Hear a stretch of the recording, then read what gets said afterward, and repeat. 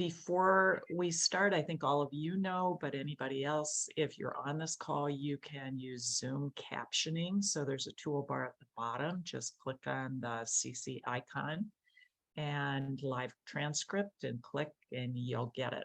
If you have any questions, put them in the chat. And I'm pretty sure that Chris Diller, our board treasurer and amazing tech support person, will help you out. CCO is a 501c3 organization, and it was founded by a group of experienced coaches and coach trainers with the mission of unleashing human potential through the power of coaching. And that's everything from growing leaders who embody a coaching mindset, who can tackle complex, messy issues with grace and centeredness. And it's also all about expanding the reach and access to coaching and coach training in what have been vastly underrepresented populations before. And one way we increase access is through these Growth Ring learning events, which are free and open to anyone. You can always find any of our events on the event tab on our website. And the next Growth Rings learning event will be November 15th, when Claire Williams will be helping us to explore coaching and the Enneagram. If you haven't attended an ECHO open house, you might actually be thinking, what the heck is an ECHO open house? And that's the Executive Coaching and Organizations Coach Training Program we offer. Those will be starting up again later in the fall. So check the event tabs, find them, come join us with any question you have. We can answer most of them, but not what is the meaning of life. You have to answer that, maybe with the help of a coach, who knows? Now, I really want to get to my favorite part, which is introducing who's going to present today. And today it's going to be Jenny Peterson and Kristen L. And you can all do little waves, and Karla Quinn with Amanda Zagelbaum in support. And I'm going to introduce every single one of them with, we have to do the usual stuff, right? It's the stuff we usually say, and it is important stuff, but I'm not going to spend all that much time on it. So Jenny's a PCC, she's a PhD, and she's a whole lot of other wonderful alphabet soup kinds of things.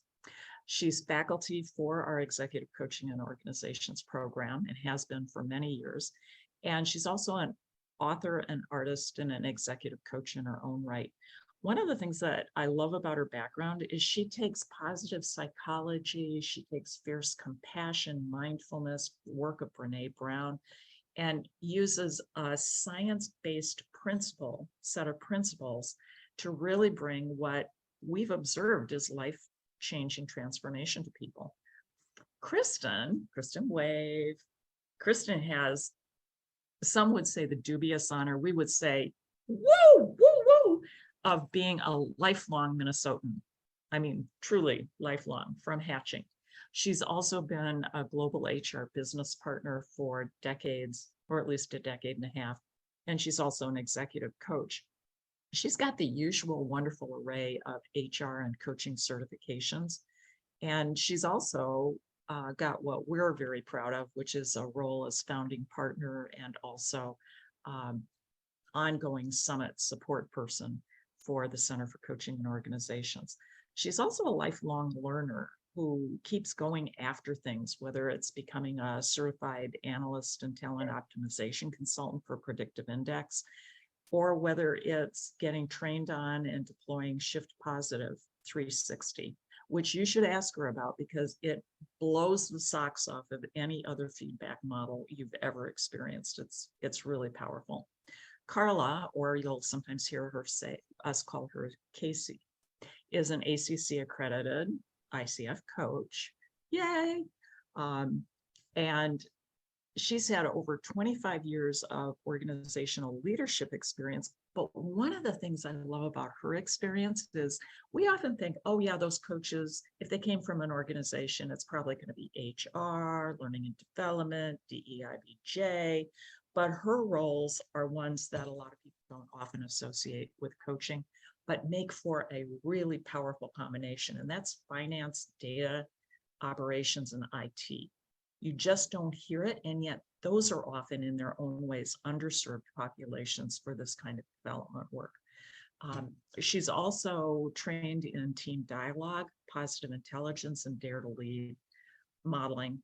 And it's all in her arsenals. We're also proud to have her as a founding partner and also as a Summit Tri-Chair. Yay! Woot, woot. And through that summit, the Tri-Chairs and the volunteers have helped countless people, like hundreds of coaches, both local, national, and even worldwide, with thought leadership, coaching, education, and more. So those are kind of the normal things. But the other things is I've known these women for years now, some fewer years, some longer years, and even thinking about them conjures joy for me. And sometimes in the simplest ways, some in the more profound ways. So for instance, with Amanda's been an advocate for youth, I think probably since she was hatched. But she started out in child protective social work, and that passion for youth, that passion for advocacy led her into supporting and serving youth who are experiencing homelessness. So she's been a program manager for Bridge for Youth for quite a while now. And one of the things I also love about Amanda is the way she even states some of her values. So it gives me joy when I hear her talk about liberation as love. And it gives me joy when she talks about leading with grace. And that's been my experience with her in the conversations we've had and the short time I've gotten to know Amanda, is she is a woman of huge grace and huge heart. And she's currently a cohort 8 ECHO coach training member. And we're thrilled about that. Jenny is ever present in her fierce, loving insight. And one of the things, and I was looking for a word, I actually spent 15 minutes looking for a word for the way Jenny laughs, because I started with a burble, and then I went to a chortle, and then I went to a chuckle. And I have decided it is unique and no one has a word for this yet. There isn't a good enough word. And she even does website puns. So if you happen to go to her website, you might not understand it, but you'll see a place where she talks about harnessing joy. And she has a particular picture there. And I'm like, really, Jenny, you're doing puns on your website? It was the best. Kristen's got an equally generous heart. And you know how some people will give you gifts and they want to give you the biggest gift or the most expensive gift. Kristen gave me one of the tiniest gifts I've ever gotten. She is, and you may not know this, she is a Lego Diva Master. And she gave me, upon her graduation from the coach training program, a little Bev Lego, complete with gray hair, glasses, and a coaching flashlight. It was the best. It was the best. Karla is different in many ways because she inspires through the quiet. And that's the thing I've always felt, is there's this deep river of wisdom in Casey. You can feel her holding safe, brave space in so many ways and responding to people with respect in this really deep, loving, respectful concern. And it doesn't matter how many legs you have. So one of my favorite joyful moments with Casey was watching her encourage their new, we would say rather large pup named Georgia to overcome her fear of a giant blue bowl in which rested a giant, delicious bone. And it was powerful and transformational for me to watch and for Georgia to experience. So I will tell you, there are all sorts of ways this team shows up and fuels joy for me. There are 4 of my wonderful, wonderful favorites. Please welcome the Joy team. Thank you, Bev. My goodness. I think we're going to hire you to come to all of our things and lead us in.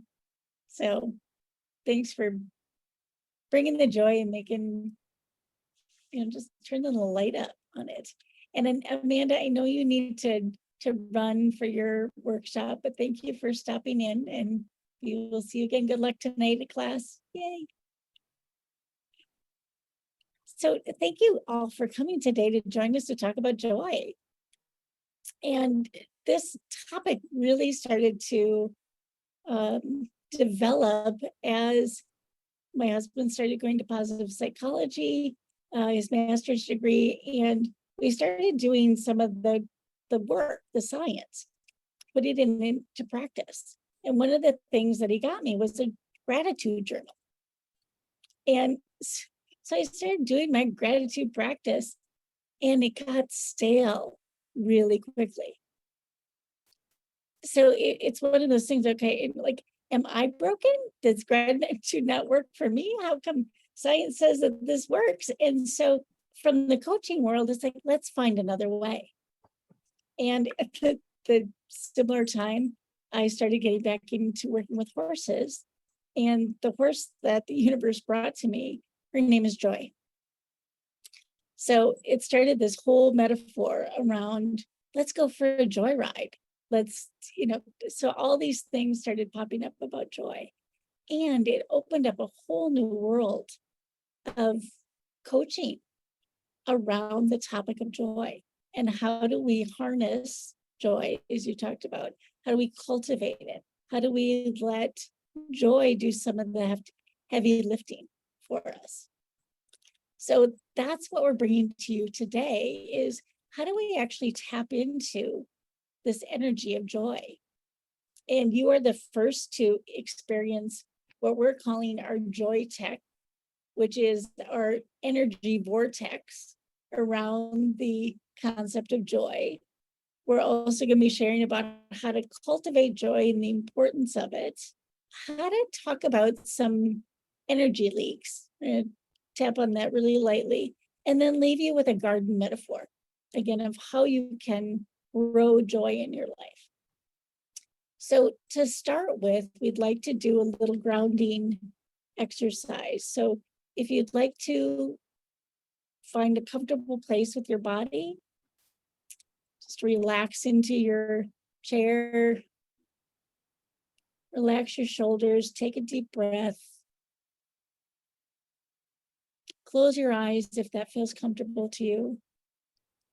And this is a mindful breathing exercise about bringing in the energies of yin and yang.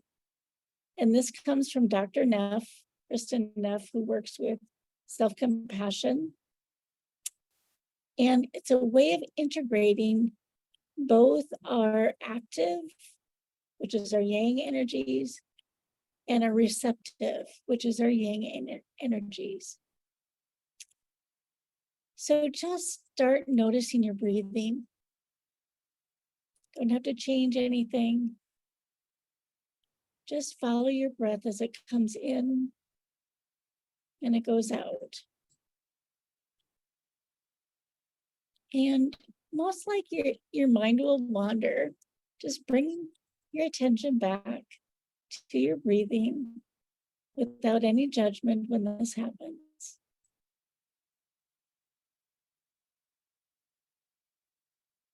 And as you're breathing, I'd like you to start to notice your in-breath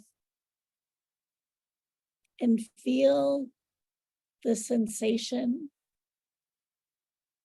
of that inhalation. And as you're doing that, focus on the yang energy. This energy is about action. It's about movement, courage. It's focused. It's open to learning. It's purposeful. Feel this yang energy move up your spine as you breathe in. And if you'd like, you can imagine it as a bright white light flowing through your entire body. Now taking a deep breath and hold it for about 5 seconds. and then release.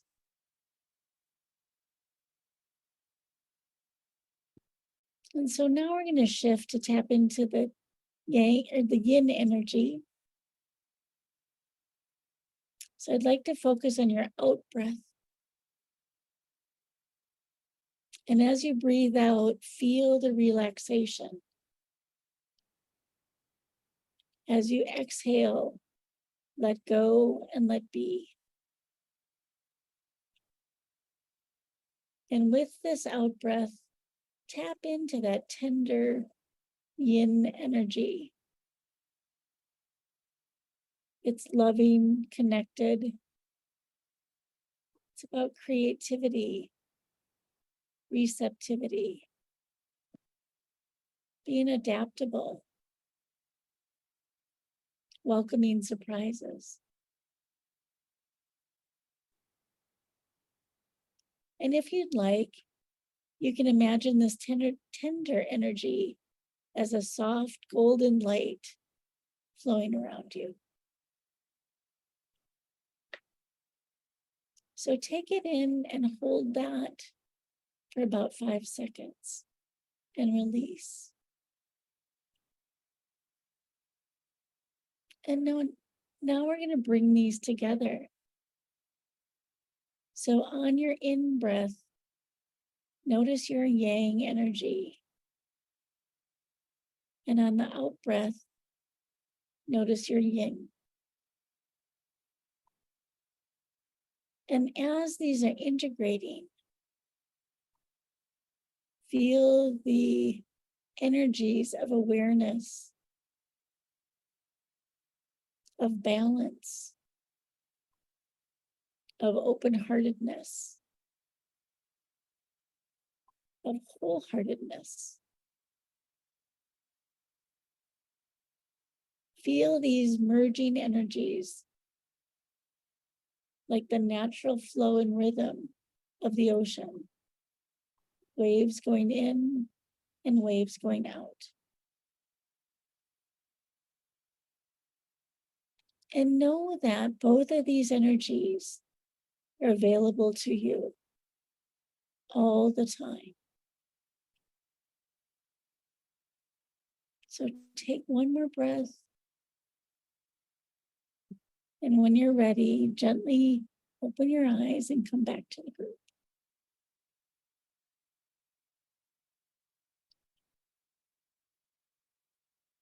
And with that, I'm going to turn it to Karla. And I'm wondering, instead of breakout rooms, if we just stay with the large group. Yeah, I think that would be great. I think we have a small enough group for that. So, so now we would like to just have some foundational questions about joy. Sorry, I got thrown off balance because we're probably not going to go around and do introductions. So apologies for that. So a couple of questions to consider. So maybe I'll throw out the first one and feel free to jump in and let us know your thoughts. So what is your definition of joy? Would anybody be willing to share? And I'll mention too, we also have a worksheet that Karla put the link to in the chat box. So if you want to click on that, that's The questions are in there too. Yeah, can follow along with that. I know for me, kind of the first thing that always comes up when I think joy is delight. And it's kind of a delight from, sometimes it feels like it's chest up, other times it feels like it goes all the way to my toes. And it's warm. And that's kind of what comes to me when I think of joy. Thanks. Okay. Thank you, Beth.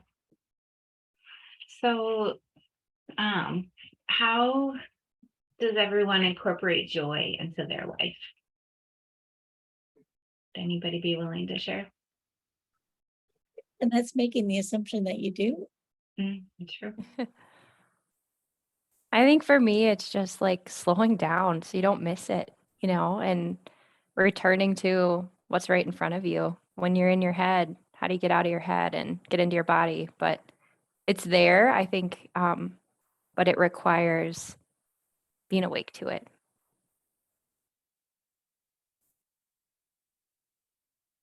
Yeah, what I'm hearing when you're saying that, Molly, I'm thinking of like an intentionality, right? Of like actually taking that moment and finding that joy in that moment. Like for me, I try really, and I'm not good at this, but I try really hard to like find those moments when I'm like with my kids and we're doing something fun. Is not like rush to the next thing, not like worry about laundry or whatever else needs to get done, but just like notice them just being kids. And I take a lot of joy in that. Beautiful. I find a lot of joy when I'm gathering with others that I care for and love and playing with them.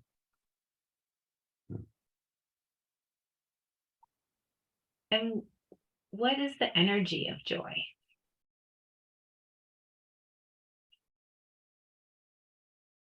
I think of it as open, kind of abundant.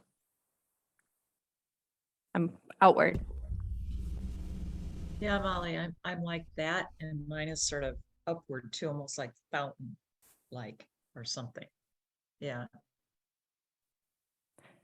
I picture like a radar, but the radar's really wide. Like you have access to more. A great visual. For me, it's a yes and. It's both still and active. Because I get joy sometimes in just still moments when I'm just sitting there quietly with Beth or someone else. Or when I'm active, just like I said, having fun and playing with other people I love and care for. Thank you, Kurt. And that's a great segue to Kristen. Your section. Yeah. I loved hearing the different varieties of it because I think for me, it starts in my core. Like that's when I first recognized like sort of this bubbling mirth almost. And then once I recognize it, then it seems like it moves up and out. And I think, so when we're talking about energy, we're talking about the energy of the emotion, or just emotions in general. And Jenny, you're gonna have to remind me where this came from, but we talked about emotions, E being energy in motion, and how that moves through our body and how we're aware of it and how we're interpreting that. So I kind of think of it as, that moment when you've recognized you've been sitting on the couch too long and you notice now you're kind of sluggish or listless, and you tell yourself, well, you might feel better if you start to move or go for a walk, because that's what we do, right? And that's the kind of awareness that we have throughout the day. And it can help us, and pausing in those moments can help us to build the awareness of the range of the energy that the emotions can come in with. So it could be, on the heavier side with anxiety or depression, or all the way to elation, excitement, and calm. So, but like that couch example, it's really easy to notice and then quickly judge it and try to fix it, depending on what it is. And what we're encouraging is instead to pause and to notice and allow what is without judging and fixing right away. So think about, what does it feel like? Is there a pulse to it? Does it vibrate? Is it slow and draining? Is it smooth and steady, like Kurt's example? Is there something that's frenetic or activating about the emotion that you're feeling? And then, is it authentic? Is it a shoulding? I should feel this way, so now I need to move away from that emotion. And is it even yours? Are you picking it up from someone else? Because we know that emotions can be contagious. We can feel other people's energy and pick up on what we think that might be. I'm often telling my husband, I can't read his mind, but I can sure read his mood. And it leaks out, that energy. So it's important to pause and ask, what are the effects of other people on me? What am I letting in? And also, how is my energy impacting others? Jenny, were you going to jump in? No? Okay. You're doing great. Okay. So we'd like to posit that energy can impact us, emotional energy can impact us in 3 different ways. So we've got the positive side, like joy, like delight.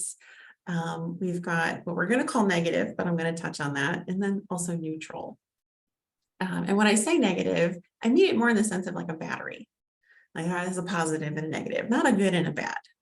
Because emotions on the negative side, maybe if they feel heavy or they feel difficult, they still are very valuable, and they have a lot of wisdom in those to tell you about yourself, your state, your thoughts, and what's really going on.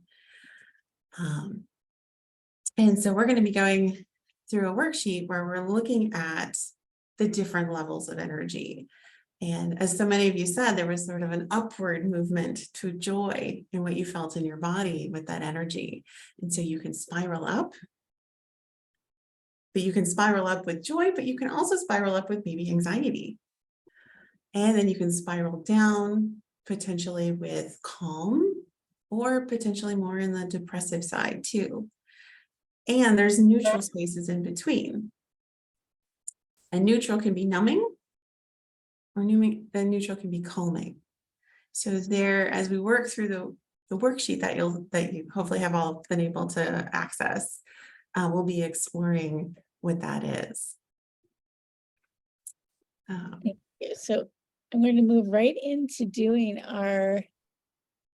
this is our joy text. This is our energy vortex that we've come up with. So when we think of a vortex, it is a mass of whirling fluid or air, like a whirlpool or a whirlwind. So when we think of energy just wants to move. That's its job.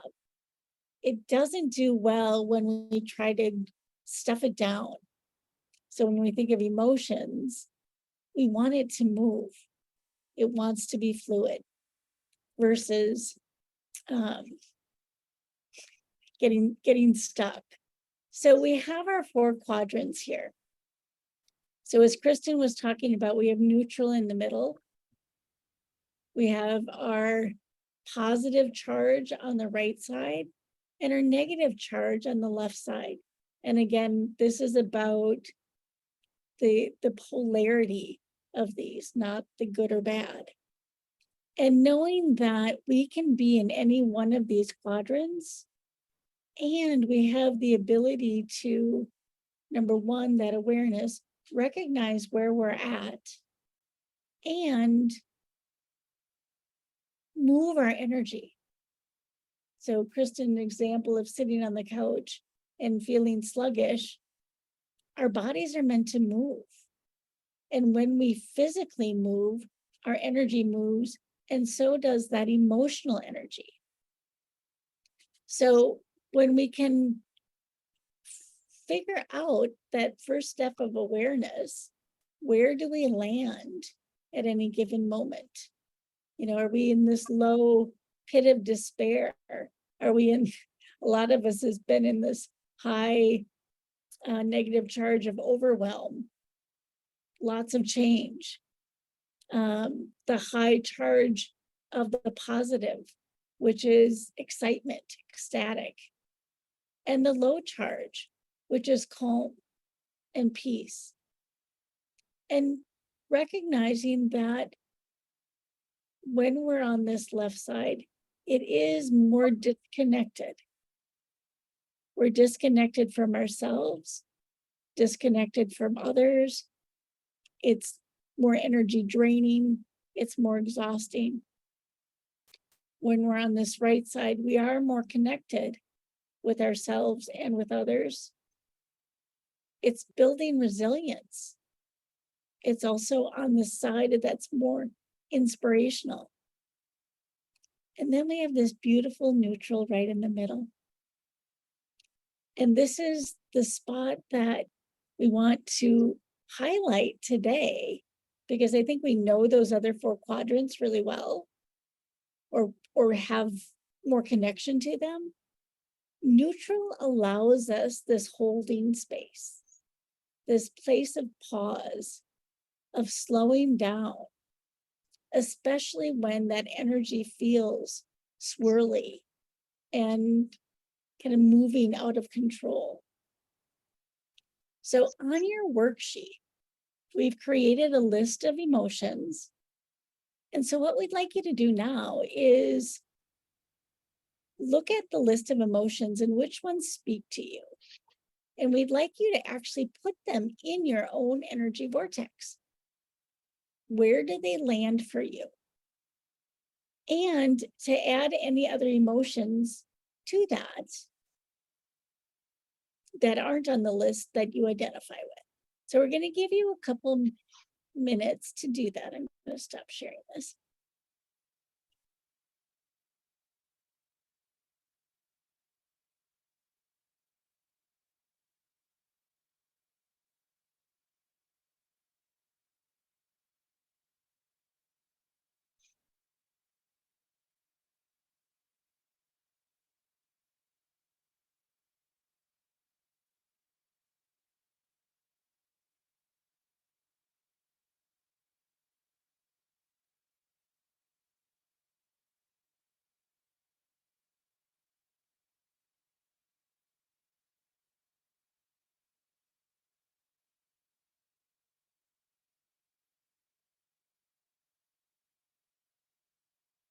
Molly, are you able to get it, or? I'm working on it, but I'm trying to navigate it with my phone. I might be jumping on the Zoom here quick too. So sorry if that's distracting.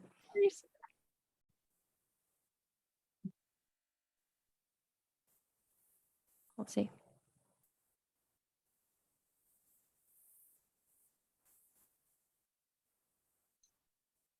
So I just want to check into Karla and Kristen, anything on the else on the joy text that you want to add?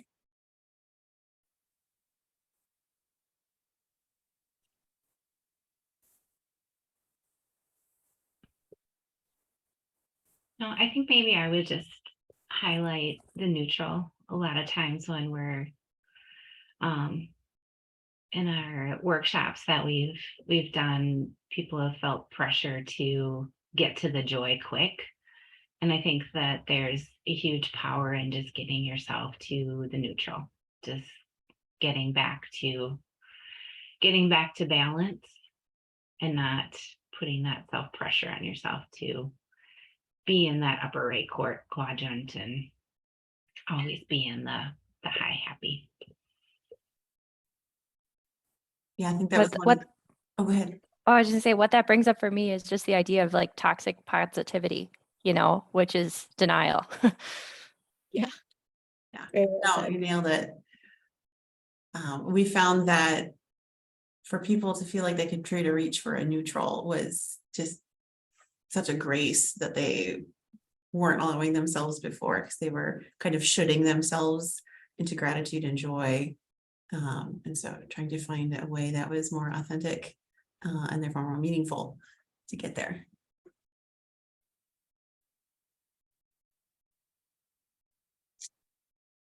And I'm curious what everyone's coming up with. Yeah. So would anybody, Molly, were you able to grab that at all, or? I'm downloaded an app, but please carry on. I'll get there Okay. eventually. So, actually, Kristen or Karla, do you want to, if you could put some of the emotions in the chat box, then she could go ahead and figure out her vortex. So just Kristen, curious. you do the first column, I'll do the second. Thank you. And I gave you another link that you might be able to get to easier in Google Drive. I'm learning that next time I'll just use my home computer. It's since I'm on Cargill, they're pretty strict with where you can go. So, but I'm close. So curious, where did these emotions land for you? It's a great question, because I found myself starting to pile a whole bunch of them into the upper left, because they're like 2 times as many. I'll call them troublesome or challenging in certain ways. But then I started thinking, well, actually, frustration is often neutral for me. It's just kind of, it's like, oh, this is frustrating. Okay, just settle in, do it. It's not necessarily low, though it could be. And sometimes it's enormously high. So I just put it at neutral because it can really flex. Whereas something like if I'm truly feeling guilt, that's going to be in that upper left for me. And sort of the same way with happiness on the right side, I wanted to put it at neutral because it can go anywhere on that right side. And that was interesting to see that I had a first inclination. And the more I sat with it, the more range I felt. I guess I would say range I felt with those emotions. Great. Thanks, Bev. Anyone else want to share? And Laura, feel free to take yourself off mute and hop in to the discussion. Would love to hear you if you want to participate.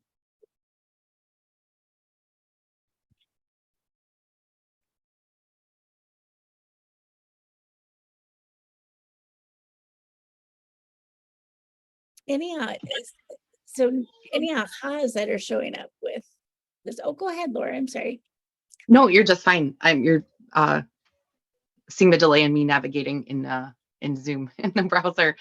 I think first I love the visual. I'm a super visual person, and so thinking about and the reminders of the opposition of the emotions, and it's not necessarily good or bad. I work a lot on not thinking in so black and white. So being able to think about them as opposite but not good or bad is a really great nugget for me. But in looking at that, I think I talk a lot about contentment with kind of some peer groups, which that word wasn't on there. Because I think of kind of joy as that upper right hand quadrant. And maybe happiness kind of somewhere in the middle towards the divider line on the right side. And so for me, I think contentment maybe would fall in that kind of lower right hand quadrant. And because I talk a lot about people in my circle who find themselves to be content and how that's a space I would like to find myself in more. So that was one of the things I've been kind of noodling as we've been online together. Great. Thank you, Laura. And I think it really speaks to these words mean different things and can land in different quadrants and different areas for everybody. And so it is as a coach, it's a really great awareness of, I might think of peacefulness or anxiety in a certain way, and yet others are going to potentially put it in a different place where it may have a different range. It overwhelmed. Sometimes it can feel good. It pushes me. And sometimes it can be in that upper left quadrant and not feel good. So knowing that these have a range, knowing that they have differences, the word is the word. And yet when we can go to that place of assumption, that's where we maybe can get in trouble when we're working with other people. So from a coaching perspective, it opens us to possibilities. Oh, Jenny, I'm so glad you said that. That's really making me pull up dear person, Paula Hemming, who used to say something about be ready with your coaching clients because some of them don't have a lot of capacity to feel the positive. And she would often say, how good can you stand it? Wow. And have you found that sometimes people might actually, if they were honest, experience joy in the upper left? Is that even possible? So we're going to get to that a little bit here. Okay. And Good segue, Bev. Thank you. yeah. And I want to make one comment before we do that. So when we look at the language around emotions, we have more language for our negative or our difficult, hard emotions than we do with the positive, more uplifting, the ones that are in that right side. And so is that the negativity bias coming in as humans that we're so concerned about keeping ourselves safe that we have more language around the hard and difficult?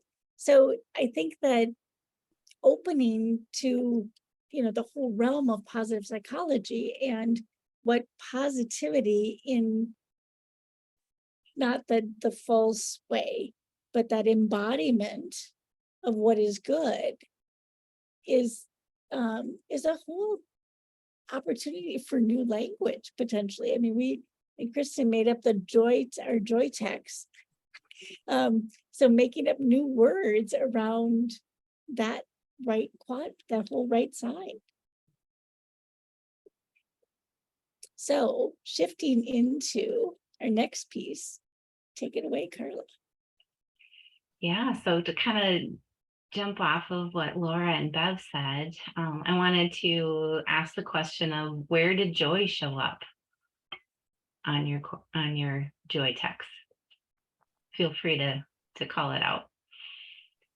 Yeah, for me, it was a yes and. I had 3 of them, including joy, that showed up in 2 different places.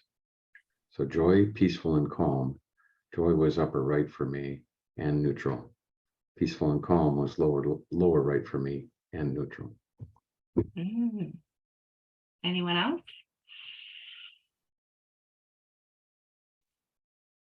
Where did joy show up? Or right for me.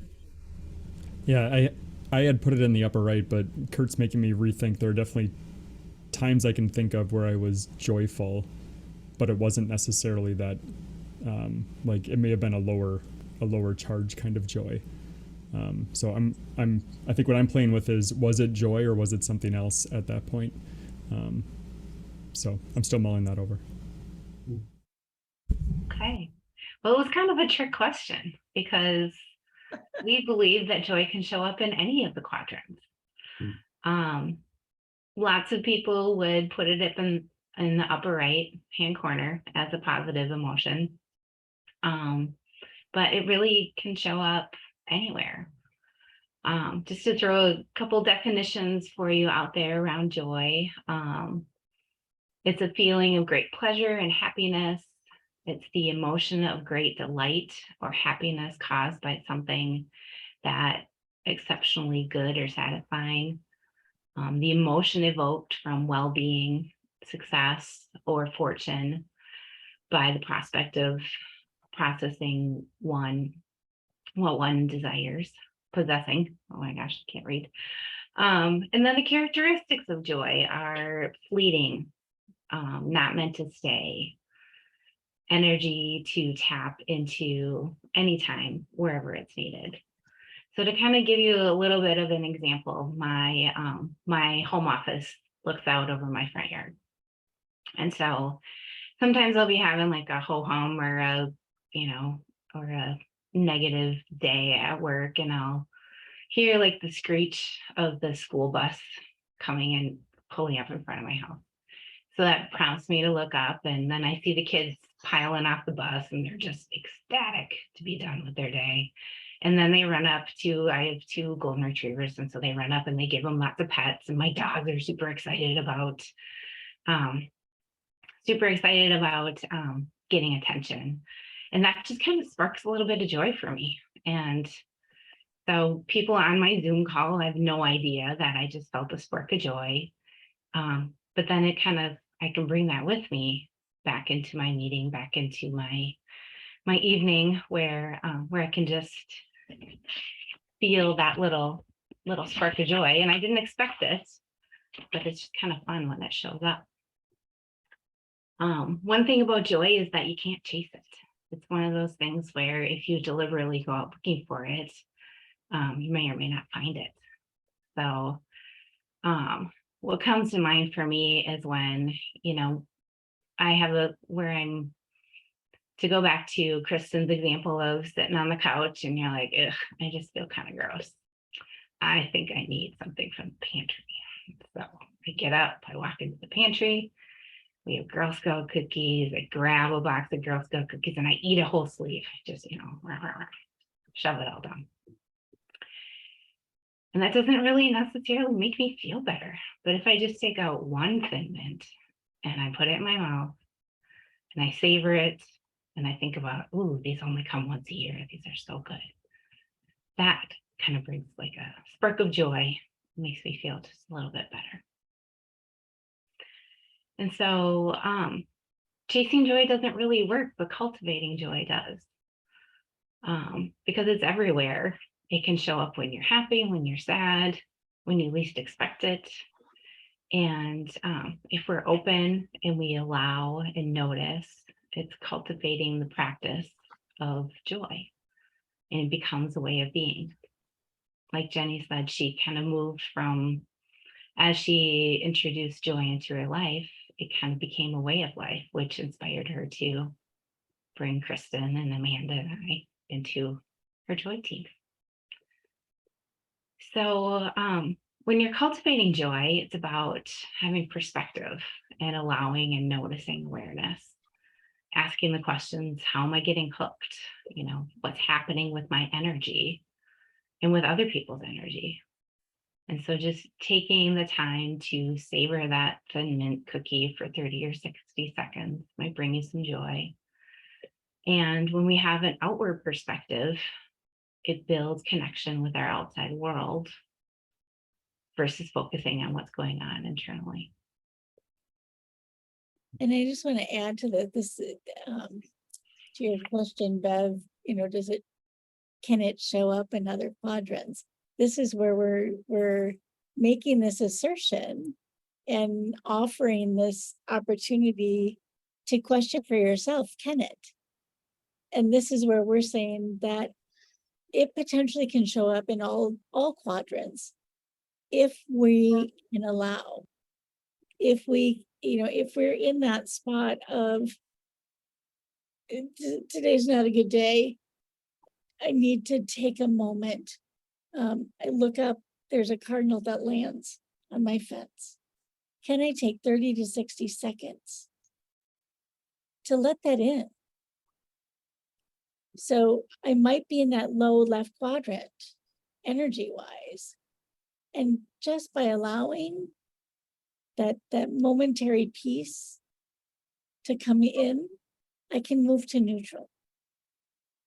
So again, we're talking about flow. We're talking about, we don't stay, when we're looking at the vortex of joy here, we don't stay in any of those quadrants. It's this awareness of noticing, I'm here right now. Where might I move? What might serve me? So that spot of energy joy can be found in each quadrant. A couple experiences I'd offer to that, Jenny, when you expand my thinking around where it lives. And now that I'm trying this on, I can picture it like in deep grief, there's joy sometimes for me, you know, when you think of someone you lost or something you lost. And then I also think sometimes in a spiritual way, like worship for me, there can be joy in almost an overwhelming way. But like the range piece and, you know, as it can be in the cardinal on my fence, you know, so I don't know, you're expanding what's possible for me. So thank you for. Well, and thank you for saying that, Mom, because it's about tapping into the energy. That energy source is there for us to plug into.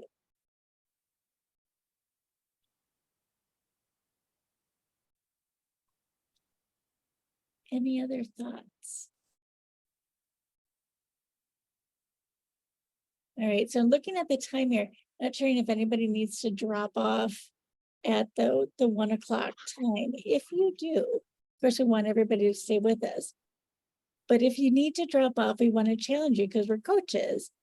What's one thing you're going to do or be different as a result of our time together today to challenge you to cultivate joy?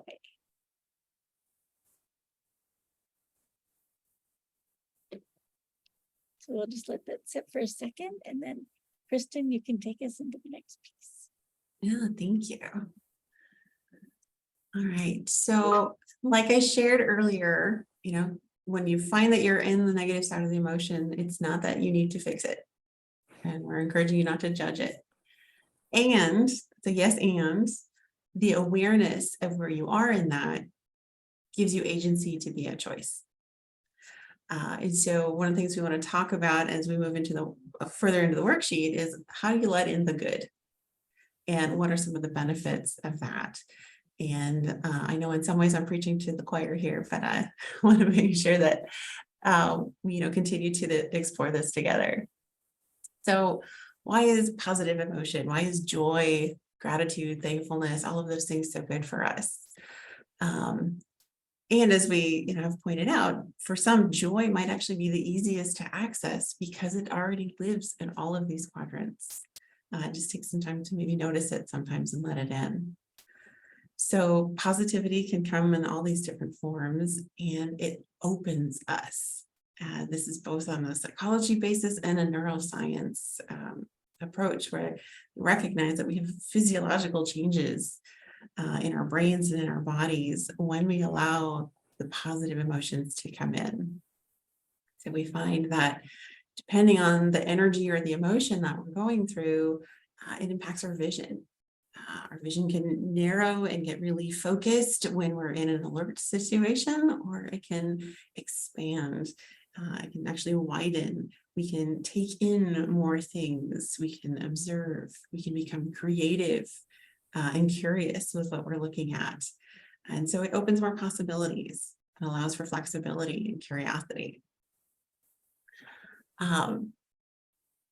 So what it kind of comes down to is the neuroscience shows that what you pay attention to rewires your brain.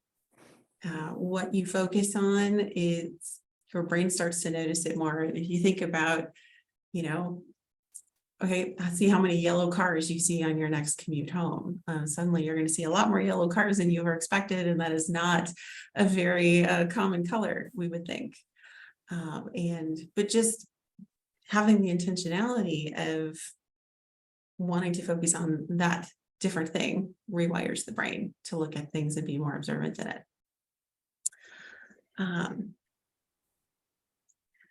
And so what we're talking about in these moments too are also these authentic moments of joy. So again, it's not necessarily faking it till you make it, although that can help get you in that direction.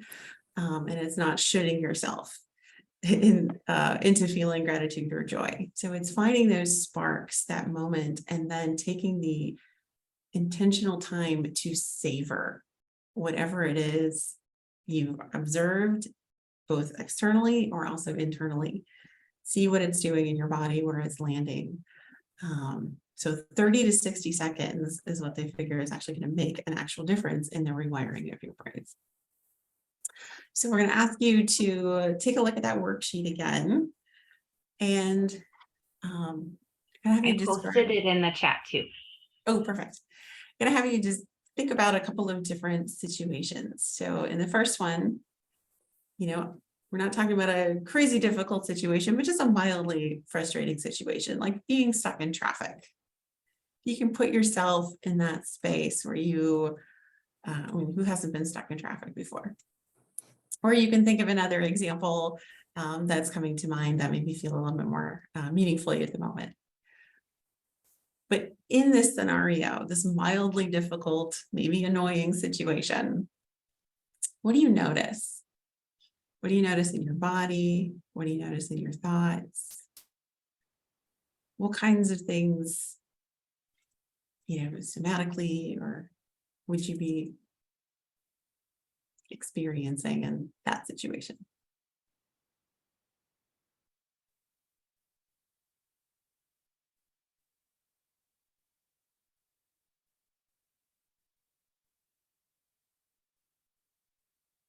What comes up for me is just the agency, and that I have a choice.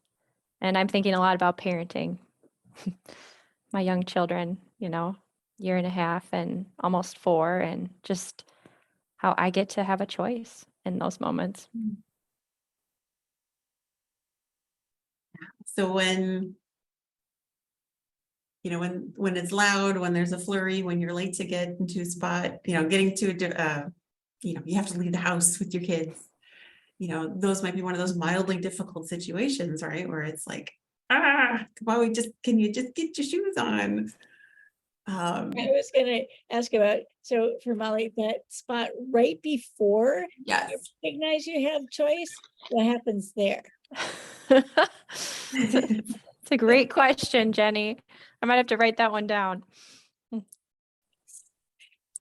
I know for Yeah. me, right? Like I'm I get myopically focused on the task rather than being present with Yeah. the people that I need to leave the house with me. Or I get hooked. It's like Mm. your emotion becomes mine, you know? So it's like, how do I regulate myself so that I can be there for you? Yeah. And so we're looking for like, what are you feeling in that moment? What are you noticing is going through your mind and your body? Laura, I would say for me, I always start to notice like when I pause and look at it, a physiological response, right? Like I'm tensing up through my shoulders and my neck. If I'm in the driving situation, I'm gripping the steering wheel. I have to like remind myself to take deep breaths and to release some of that. Because to get to the point, like with the toddler situation, because I have very similar children ages, like I can feel my fuse getting shorter, right? Like you can feel it happening. No, that's perfect. I know for me in the car situation, I have to turn the volume down on the radio so I can focus. I am not in an expansive place. I need to get my car home in one piece space. So now if we shift over to a pleasant situation, and Molly, to your point, maybe you made the choice to, okay, I'm just going to let something go. I'm going to breathe. And now I can turn it into a pleasant situation.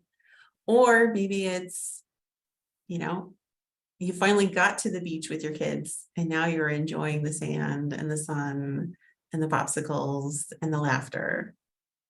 And what's going through your mind and your body there?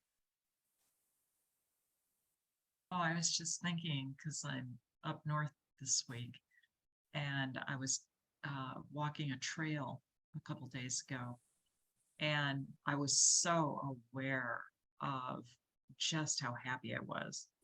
And it seemed like every sensory thing was sharper.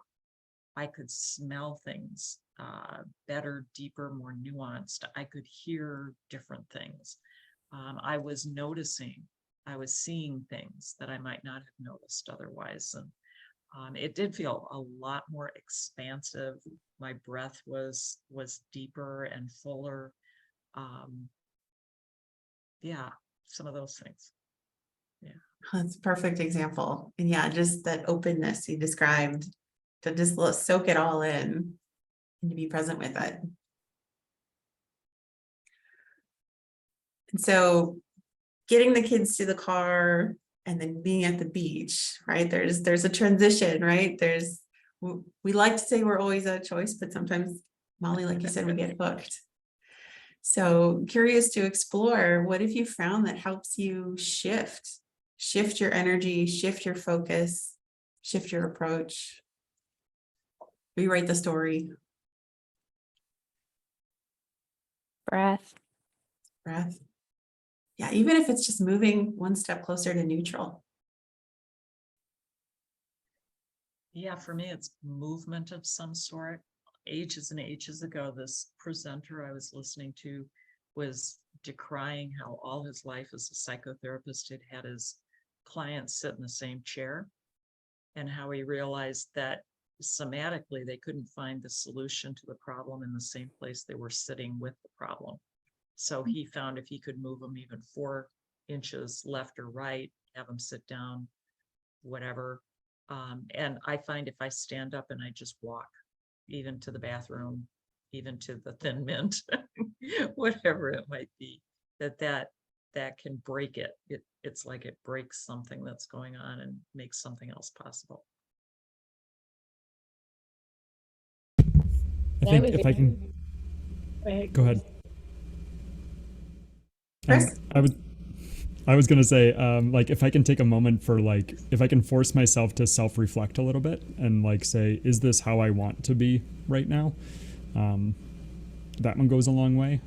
It's not always easy to kind of get into that mindset, but if I can kind of step out of it for a minute and evaluate, is this how I'm choosing to be at this moment? That helps a lot.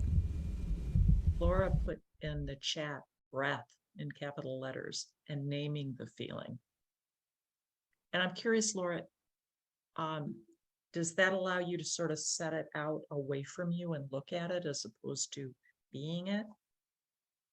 I think, I don't know, I'm sure people have heard like name it to tame it. And I think even just sometimes like, I mean, the car situation, and even now as I have an almost 4-year-old, being able to say something like, mom is feeling very frustrated right now. If it can like stop me from getting to the fuse actually being gone.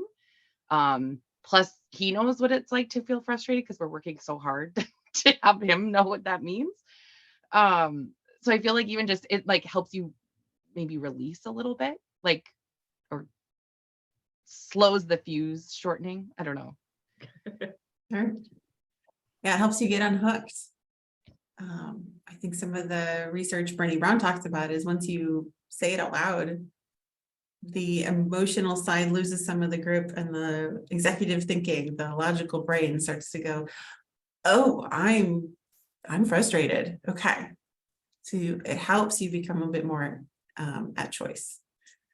You still I have think, some of that emotion, but oops, sorry, Kristen. I No, didn't mean to please. butt in. I think validating myself in the same way I do my kids. So like loving kindness of like, yeah, you are frustrated. Like this is really frustrating.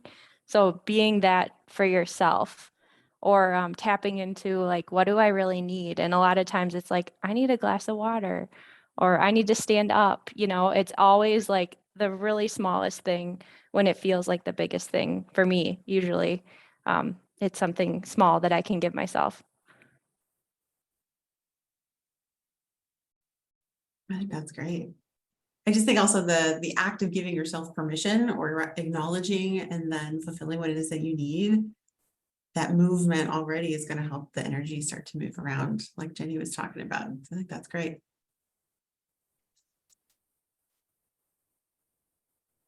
Any other thoughts? I have a full-time coach through marriage, and I hear this voice all the time. It says in those moments that are on the negative side, the challenging side, I hear her voice saying EGR, EGR. And EGR from Beth means extra grace required in this moment. And that kind of, okay, yep, okay, got it. Extend more grace. Beautiful. You got a good one, Kurt. She's a hell of a coach. Big baseball bat, but hell of a coach. Love it. So this leads us into our next piece of, we are energetic beings, and we know that emotions are contagious. And so, how to, like Kristen was saying, use your words, because I can read your mood, and we make up stories with this stuff. And so kind of going back to this traffic scenario, we're in traffic, all of a sudden the traffic starts to move and like, yay, all right, we're moving. And then somebody cuts you off. You're like, that adrenaline rush, you're feeling annoyed, frustrated, mad. And then you get into work and you go to your first meeting and somebody asks you, so how are you doing? You're like, I'm fine. I'm doing fine. So this negative charge is sticking. It's stuck to us. We're stuck in that left side. And so, are we really fine? No. How does that impact us? How does that impact others? Does that impact our family members, our coworkers?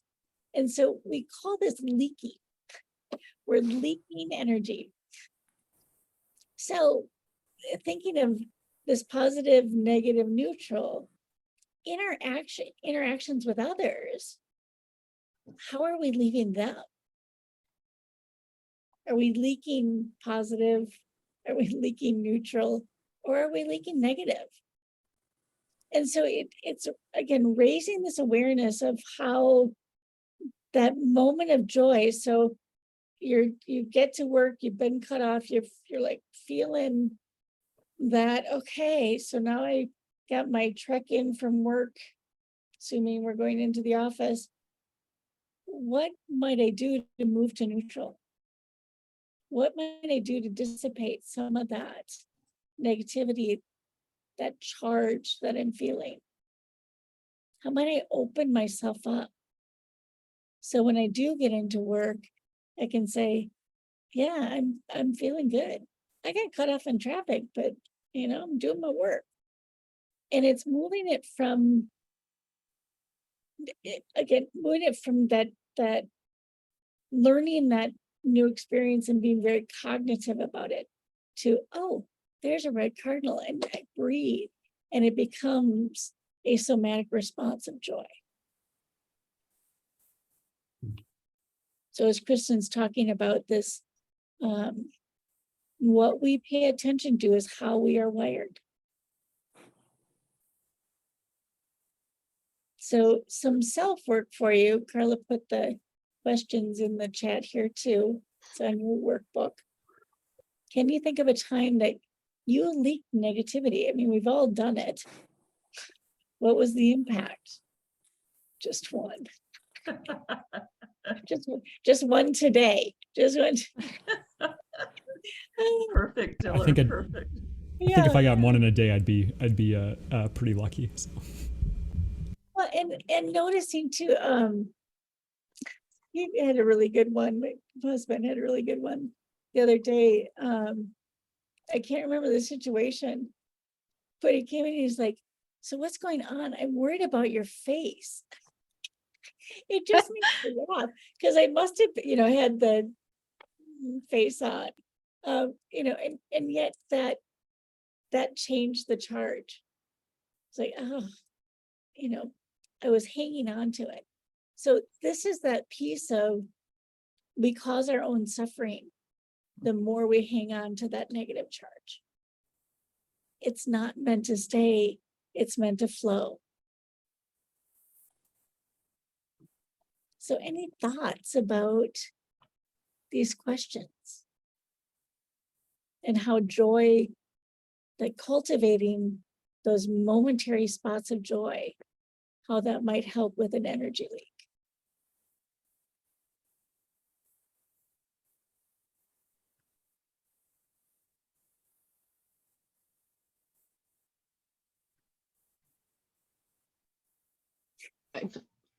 I think in terms of leaking negative energy, I think this has come out in my household. Like the first time, I guess, in my marriage, where we realized we both were not happy at our jobs is when we were both coming home and leaking negative energy, because that's all that was sort of left at the end of the workday. So that's a example that vividly comes to mind. Yeah, that's a great example. And these energy leaks can be big ones like that. I'm just not happy in this, and I'm going to take it out on my loved ones. I know for me, there's times where I recognize a little bit too late that I'm taking myself a little too seriously, or I've definitely been hooked. Like, maybe I'm stuck in traffic, but in my head, I'm maybe rehearsing what it might be like to tell somebody off. Or those shower conversations or whatever. And then I have this moment where I could zoom out and be like, how silly do I look right now? Like, I'm in kind of these moments of mirth of like how human and normal I am. And then I can just sort of giggle and shift into a different mindset, which ultimately I come home in a much better mood when I do that. So. Yeah, and I just want to say too that, this is not the power of our difficult emotions like anger, and, when used well, they're very wise, and so this is tapping into and harnessing all of that's available to us, and noticing when we are in that negative swirly energy, how might those spots of joy, or even that intense anger, how might that, noticing the cardinal, like, oh, okay, that's still available. How might that shift and allow us to use that, emotional energy in a better way.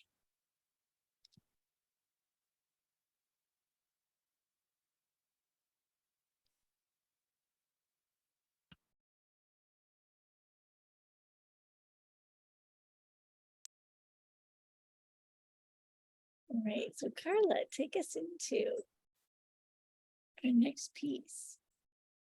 Yeah, so we wanted to send you all off today with a practical application. So the metaphor that we're working with here is tending your garden, cultivating joy. And so there's kind of three possibilities, and I put them into the chat today. It's let be, let go, and let in. And so let be is observing what is. It's without judgment, neutral, opening to your own awareness, creating a pause, separation, and unhooking from triggers. Letting go is like pulling weeds, like if you have a garden. It's the action from our awareness, letting go of what is no longer serving us. And letting in would be like planting flowers, cultivating joy, gratitude, savoring. And this last part, the letting in, is kind of the hard work. And so just to kind of give you an example, yesterday I took my dogs for a walk. As you can tell, dogs are a big theme in my life. I spend more time with my dogs than I do with any other living being. But anyway, so yesterday I took my dogs for a walk. I usually start my day off walking them, getting us all moving, kind of me time. I usually listen to a book or a podcast or something like that. So yesterday, the three of us go off for our walk. I made the decision that I'm going to listen to the book that's required by work that I did not want to do. I'm finally going to bite the bullet and I'm going to listen to it. So I'm plugged in. I'm using an app that's provided by work, so it's a little different than my usual. I'm walking along with the dogs, and then I get a text from my neighbor. She wants to take me out for happy hour, which is great, but she doesn't really like the time that I said I wanted to go. And so she's like pinging me about that. So I'm like, so it's a good thing, but it's an interruption. So then we get to like kind of a crossroads in our walk, and there's a man there and he has a dog, and his dog's excited to see us. My dogs are excited to see them. I've got this book that I don't like on my earphones. It's bugging me that I need to respond. I need to text, and I don't want to text right now because I'm walking and I know she's waiting on me. And so, so we do the greeting with the dog, and then I stop and I'm like, okay, Karla, we're doing this joy work. We're getting ready to talk about this tomorrow. Kind of seems like a good time to try this. So I stopped and just observed. I was like, okay, this book is not doing it for me this morning.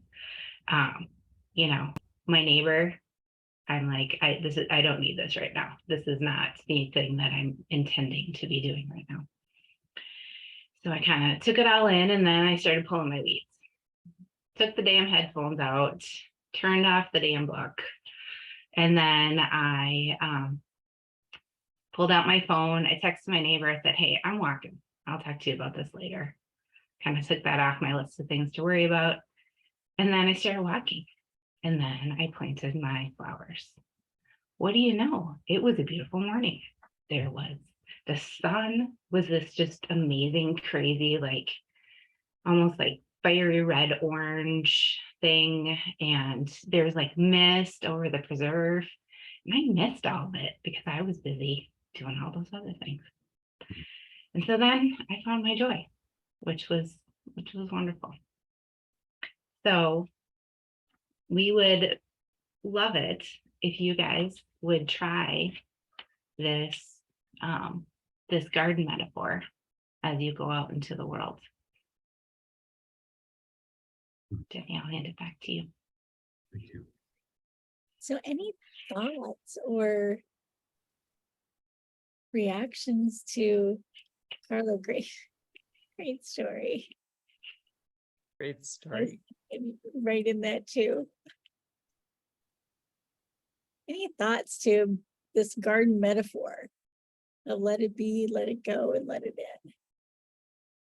It just strikes me as there are three extremely simple, easily remembered rules, in a sense, that if anything happens, anything, let be, let go, let in. Whether it's that upper left, upper right, wherever we are, whatever the situation, it just seems like something's good going to happen. I love it. Can you tell? Well, Kristen, do you want to wrap us up?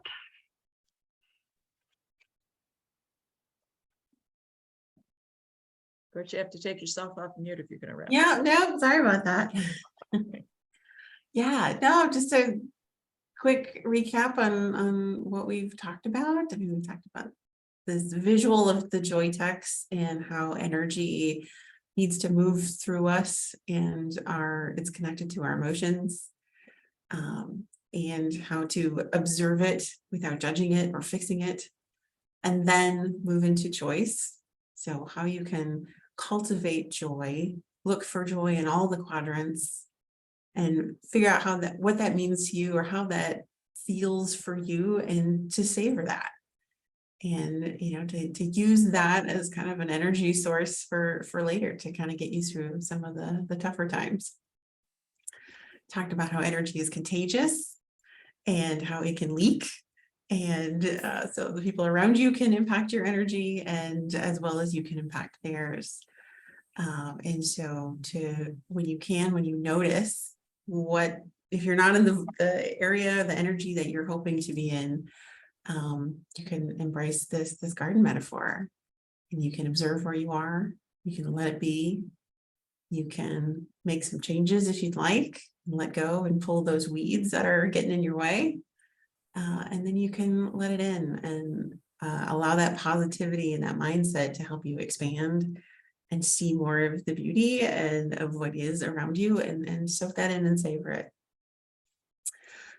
So we'd love to hear from you if there's anything that you're like to take away from this, and what you might want to apply as a result of our time together. And you can put your answers in the chat or unmute yourself, but would love to hear any final thoughts. How about at least one takeaway, either in the chat or voiced to this beautiful joy team?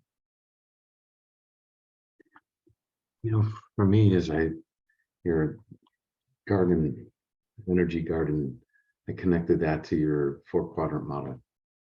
And the let be for me was the neutral space. Just observe as it is, and that's the point of choice. And the choice is now I hear Okakan, I see Okakan doing this, kind of let it go. If it's negative energy or negative void text, just offer it up to the universe in that Okakan way. Or if it's let it in, it's kind of bring it in and put it in the body. Yeah. So be, go, and in marries up nicely to your 4-quadrant model, my little mental model mind. And Laura, you may not know, but Okakan Udo was a professor in the coach training program for a while, and he is a great memory of great joy for many things he would say. And Laura put in the chat, yes, neutral, moving towards neutral, a step towards the positive. Someone else with a takeaway. I just wrote down, notice the expansiveness. And I think I'm going to be chewing on just the tapping into the somatic for shifts. So that as an intelligence center and a way to move, I think I have more to learn and play with. Thank you. For me, I think it's finding those moments where I'm not showing up the way that I want to, and then I do like the let it be, let it go, let it in. I'm not sure I can do all three every time, but if I can at least let it be and let it go, that might be a good start. So I think that's what I'm pulling away. Awesome. Thank you, guys. Bev, I how think- about you? Yeah, for me, I'm sort of caught. There's so many different places that I want to sit and reflect. But one of the things that I'm noticing is I want to think back how each of you were as you were with us, Casey, Kristen, and Jenny, because there's a way in which I think you gave me a sense of joy in the quieter joy and in the more exuberant joy. And I'm kind of tickled with thinking about that and what I know about each of the three of you. Yeah. Yeah. Is there anything else, Joy Team, that you would like to say before I wrap up for today? So we'd like to close with a poem called Joy. Oh, Jenny, then I'm going to invite you to hold that for a moment because I Okay. would love for Okay. that to be the very last thing. And Perfect. I'm just going to say quickly, the next Growth Rings is November 15th with Claire Williams talking about the Enneagram and coaching. Mark your calendars for April 27th, because that will be the third Center for Coaching and Organizations Summit. And it's going to be a great event, Summit 2023. And then I'm just struck, before Jenny shares the poem, with my gratitude for the three of you and for Amanda and the part that she played. And it's just striking me how a horse, a dog, a Lego, and a garden can transform our lives. I love how you wrap it up there. That's good. Ditto. Thank you, Bev. Oh, Bo. All right, so here is our final words from Donna Ashworth, poem called Joy. Joy does not arrive with a fanfare on a red carpet strewn with flowers of a perfect life. Joy sneaks in as you pour a cup of coffee, watching the sun hit your favorite tree just right. As you usher joy away because you are not ready for it, your house is not as it must be for such a distinguished guest. But joy cares nothing for your messy home or your bank balance or your waistline, you see. Joy is supposed to slither through the cracks of your imperfect life. That's how joy works. You cannot invite her. You can only be ready when she appears, and hug her with meaning, because in every moment, joy chose you. Nice. Thank you. So thank you, everyone. Thank you. Have a Thank you. Thank joy-filled you. day. Thank you. Beautiful. Wow. Thank you all. This was Thank you. Bye for now. always a pleasure. Always a joy. Always a joy. Good one.